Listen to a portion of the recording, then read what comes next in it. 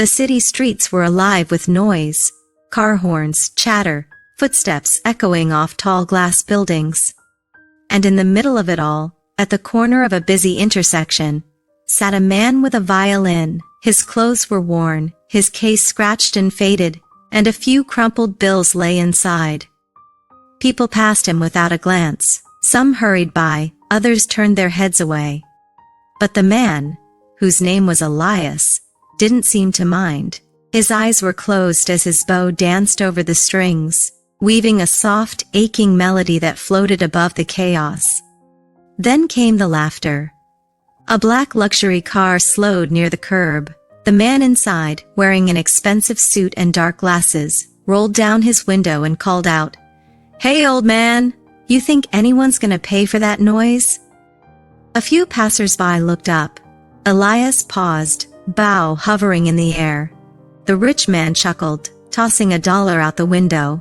"Here, play something real with that." Elias looked down at the crumpled bill at his feet. He didn't pick it up. Instead, he smiled, calm, gentle, almost knowing, and said, "All right, just one note." The man in the car scoffed. "One note? That's all you can manage?" But Elias didn't answer. He raised the violin, positioned his fingers carefully, and drew the bow across the string. Just one sound filled the air, pure, trembling, so perfectly tuned that it seemed to pierce through the noise of the street itself. It wasn't just a note. It was a sound full of years, grief, beauty, and something deeper. People stopped walking. Conversations faded. Even the rich man leaned forward, his laughter dying in his throat. Elias let the note linger, fading naturally into the hum of the city. Then he lowered the violin, quietly saying, "Sometimes, one note can say what 1,000 words can't." For a long moment no one moved. The air felt heavier, charged with emotion no one could quite explain.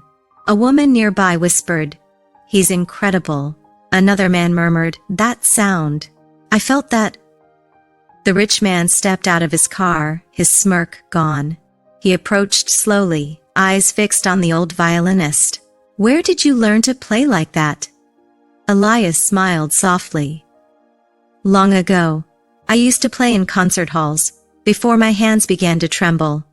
Now I play here." The man's voice lowered. "Wait, Elias Varnon?"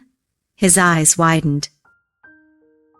You were with the Royal Symphony 20 years ago." Elias nodded faintly.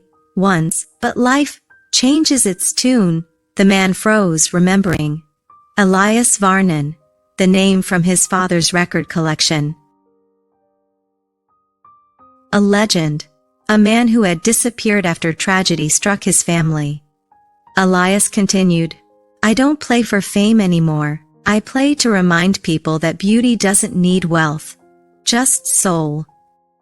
The rich man didn't know what to say. He looked down at the $1 he'd tossed earlier, now lying beside the violin case, suddenly feeling smaller than ever. Elias shook his head, smiling kindly. "No, son, this street deserves music too." The man stood still, humbled. Around them, the crowd began to applaud, not the performance, but the truth of it. That something simple, something pure, could silence arrogance and awaken memory.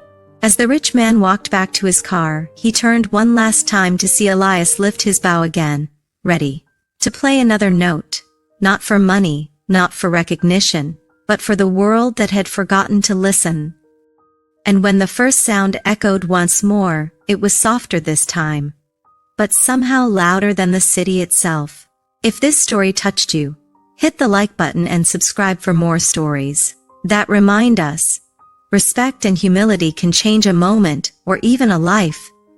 Tell me in the comments, when was the last time something simple left you speechless?